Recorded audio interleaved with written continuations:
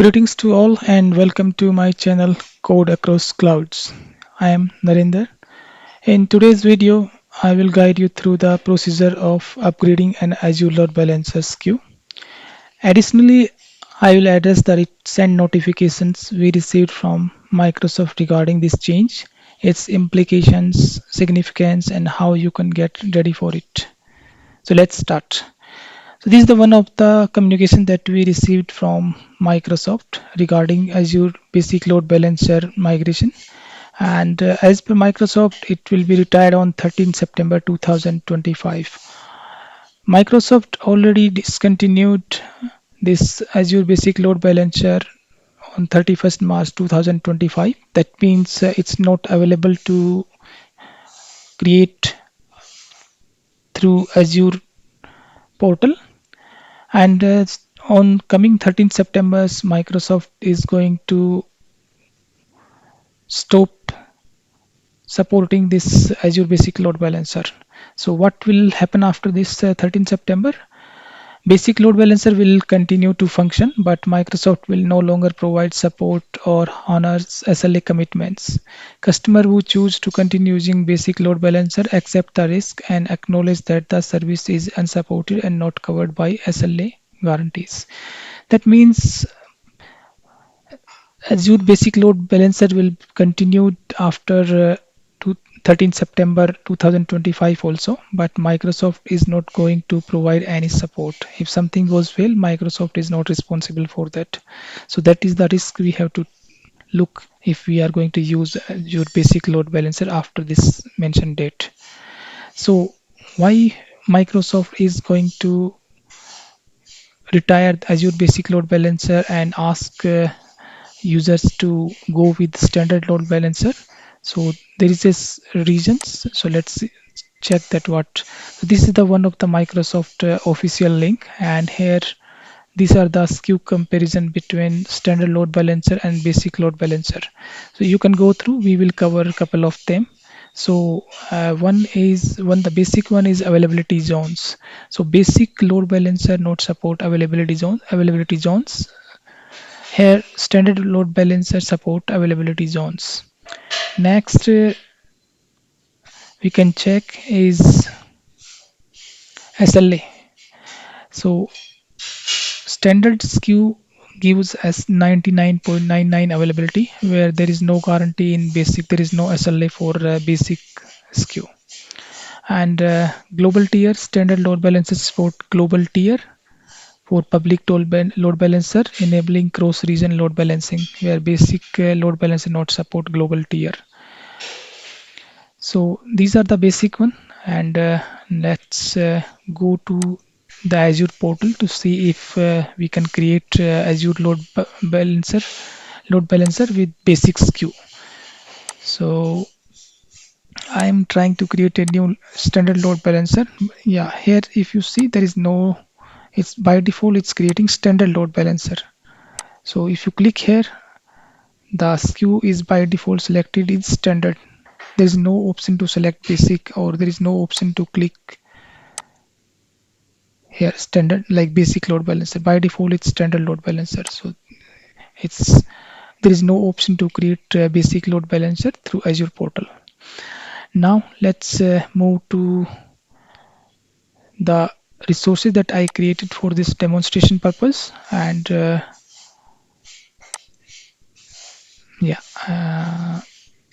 these are the resources. So I have created one prod service fabric cluster, and this service fabric cluster has 3 backend nodes. So I have attached a backend VMSS, and this backend VMSS has three nodes, 3 instances, you can say. So those 3 instances are currently associated with one of the basic load balancer. So if I go back to prod service, this is my backend VMSS. It has 3 instances, all are in running state. And if I go back to that load balancer, the load balancer has backend pools with that VMSS backend. And I think 2 load balancing rules are created, on this Azure Basic Load Balancer TCP 19000. This is created to deploy the application through DevOps portal. So the DevOps portal will connect my backend, or you can say Service Fabric cluster, with the help of this port. And 19080 port is used to connect Service Fabric cluster, to manage the Service Fabric cluster.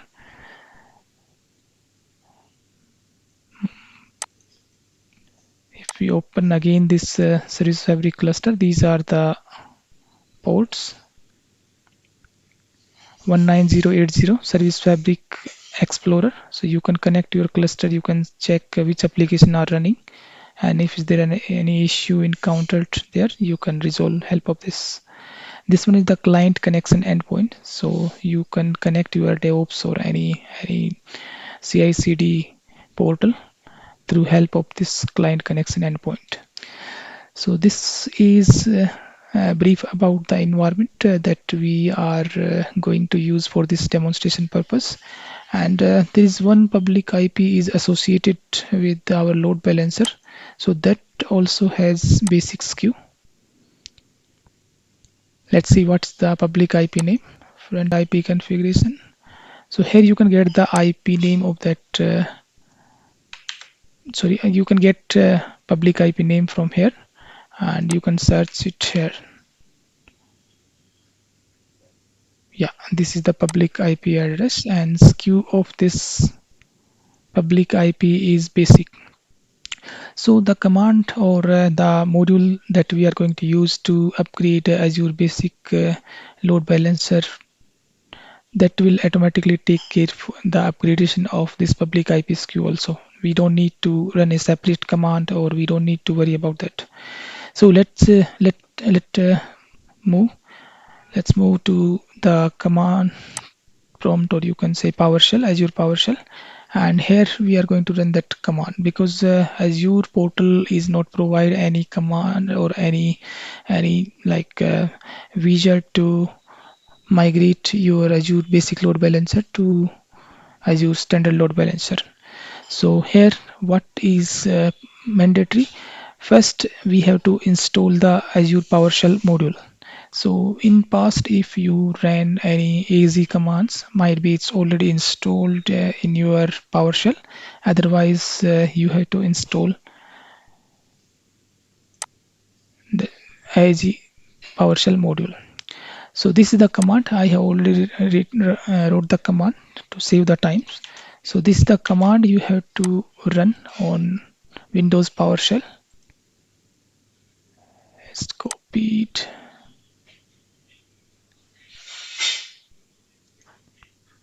Let me copy again. Yeah, it's copied. So you have to run this command to install Azure PowerShell module, or you can say AZ PowerShell module, both are same. And once you do this, I have already installed. So after once it's complete, you can log in to your Azure subscription, where your Azure Basic Load Balancer is created. So to log in with that Azure PowerShell module, you have to run connect AZ account. Connect AZ account. Sometimes it's asked some additional detail, for example, tenant ID. So tenant ID you can get from Azure subscription. So now it's asked for the login in Chrome. I have already logged in, so it will not ask any additional details. So it's showing authentication complete. You can return to the application or wherever you initiated that login process. So for me, it's showing that there are two subscription name, Pay As You Go and Visual Studio. So all the resources that we are going to use for this demonstration is created in Visual Studio's professional subscription. So we have to choose this one. Is the second. So it's default. So it's done now. We logged into the account. Next is next command, install the module. So this is the module that we are going to use, Azure Basic Load Balancer upgrade. So we have to install this module. So install module is the PowerShell command. After that, we have to mention the module name. It's Azure Basic Load Balancer upgrade. Scope of the user, current user. So I'm the only user of this machine, so I put the current user. Repository is the by default PowerShell gallery, and by default I put 4. So if there is any issue, it will install. So it's already there. I will check the version. So let me cancel this command. It will take some times. It will take around 2 to 3 minutes in your case if it's not installed in your PowerShell modules. Next, if installed or not, you can check with this command.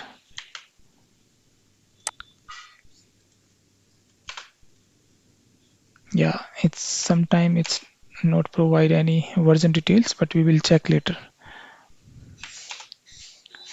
Okay, next command is we are ready to go to run our command.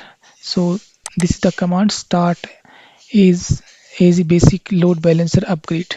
But before that, what parameter we should pass that we can get from this help command?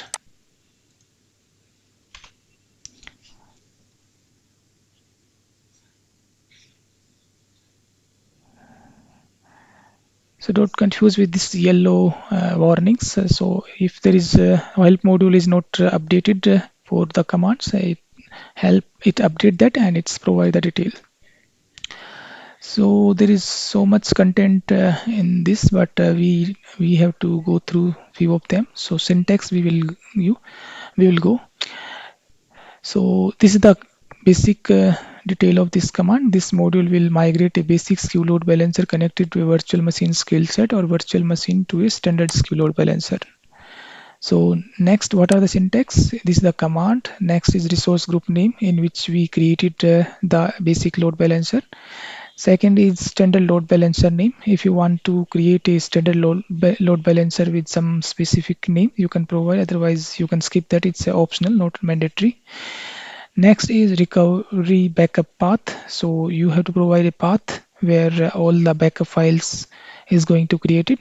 By default, it's the same directory or folder where you are running the commands. Next is follow logs. Follow logs we have to provide to get details the current progress of the command. Otherwise, if you are going to run without this flag, then there will be no update on the screen. You have to go to log files and you have to check what is the current progress. Sorry. Next is validate scenario only. So initially we will run our command with this flag to check is there any error is encountered or we are good to go with that. So that's enough. These are the parameters we required. You can ignore because those are not mandatory, those are optional. So let's run this command. I have already formed the command with the required details. So let me copy and after that we will discuss that.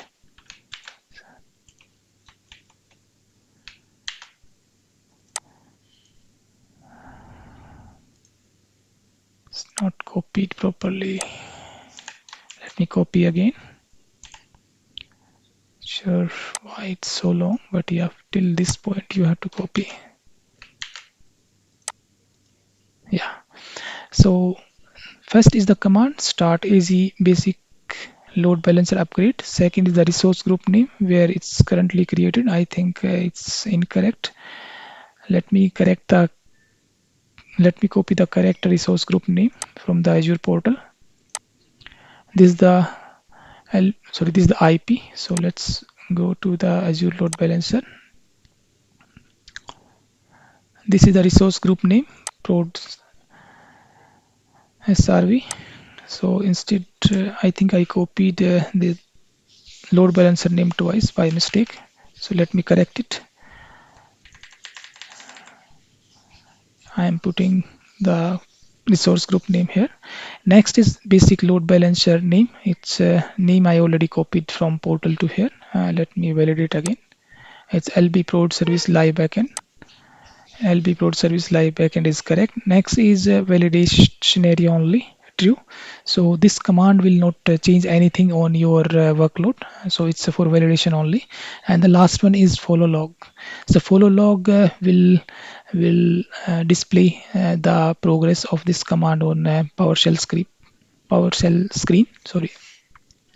And before running this command, let me give you a brief about what kind of additional files is going to created in your directory. So one first is the log file will be created here in this user Narendra 22, and another one is backup file, backup you can say ARM script. So in case of any issue, you can run that command through custom template on Azure portal, and your existing load balancer will be created in the existing configuration.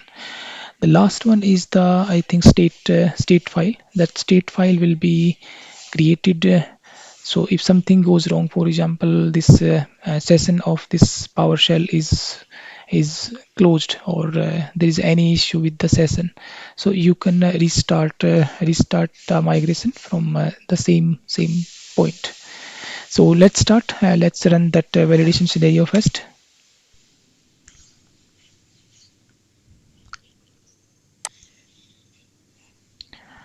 It will take some time in validation. Validation will not take much time, but yeah, actual migration will take some time. So let me check. Yeah, sorry, I didn't hit on enter. So now it's start validating. So there are some validation is required. So this command will do all that validation. So you can check on the screen. Checking if backend pools contains member which are member of another load balancer. All VMSS load balancer association are with the basic. So there is one more scenario that we will cover later part of this video. For example, you have a backend VMSS with this load balancer. If that VMSS is part of any another load balancer, so we have to run some separate commands.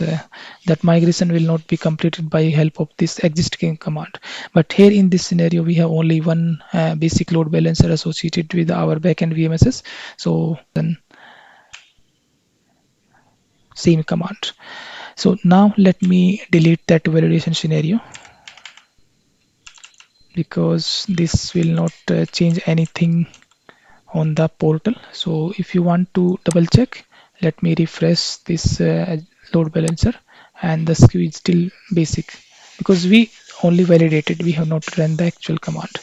So now we delete that validate scenario. So now if we run the command, so the actual implementation will be done, or actual migration will be done on Azure portal. So yeah, the migration is started. It will take some time.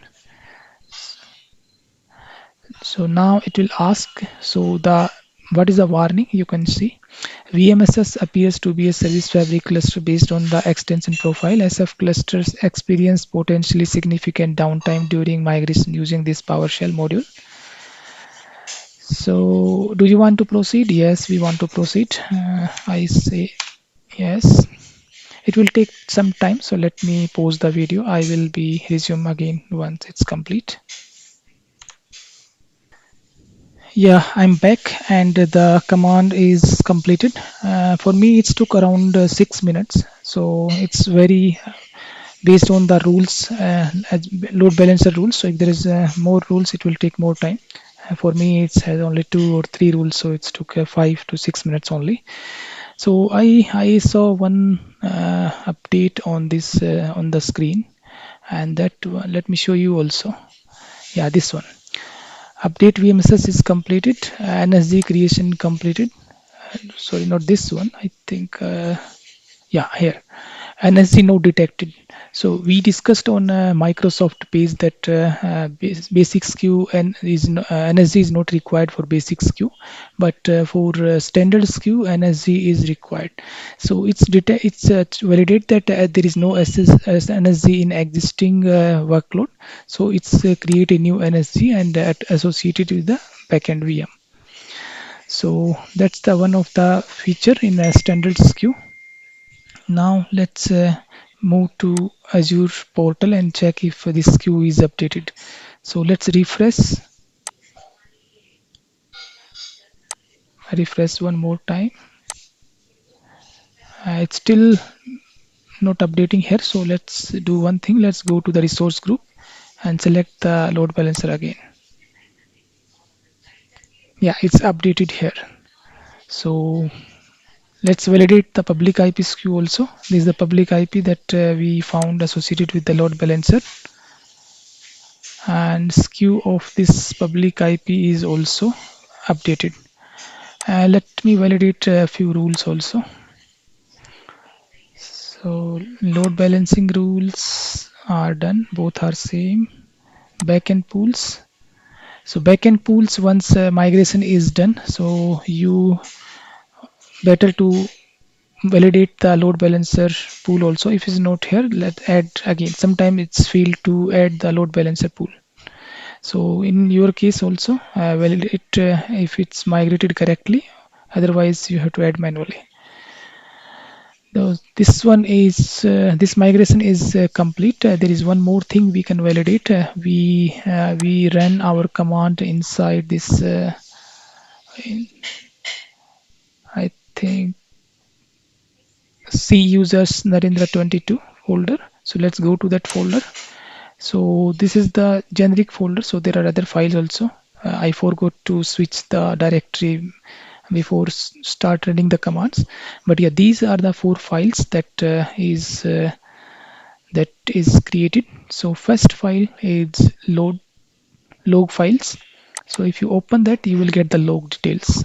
Whatever logs we saw on that PowerShell prompt, all the logs are noted here also. So if you are not adding that follow logs on your command, you need to check here in this log file what's the current progress. Next is ARM template. ARM template is the file that you can use to recreate the previous load balancer. So this is the ARM template, and if you see the SKU is basic. This is the old load balancer, previous load balancer you can say. The other two files are the state for load balancer and VMSS that you can use in case any issue encountered on PowerShell while the command is in progress, command run is in progress. So our basic Azure load balancer migration is done. So there is one more scenario I want to explain you. So for example, you have two load balancer. One is internal and one is public. Internal means only associated with the private IP. So all my internal applications are connecting to that, connecting to my backend or services help of the private IP, and all external application, third party application will use the public load balancer that has public IP. So in that case, both load balancer is going to connect with the or associate with the backend VMSS, and in that case this command will not work. So this command, if this command is not going to work, then how can we migrate? So let me show you the commands. These are the commands that we are going to use. So this is the variable environment variable we are using, multi lb config, and we have to provide both load balancer name here. So standard load balancer, for example, if you want to create a standard load balancer, this is my existing basic load balancer, but you want to create a new standard load balancer with like this. So you have to provide standard load balancer here, otherwise you can skip that. So similarly for another, for example, another load balancer I have, load LB prod services live backend internal. So this load balancer has a private IP and above load balancer has a public IP. So we don't need to provide this. We can skip this if you want to create the standard load balancer with the same name as the existing one. And the next one is the basic load balancer. So this Azure module get as AG load balancer will get the load balancer details. So in this AG load balancer command, you have to provide a resource name, resource group name, and the resource name. So name of the basic load balancer we have to provide in both internal and public load balancer.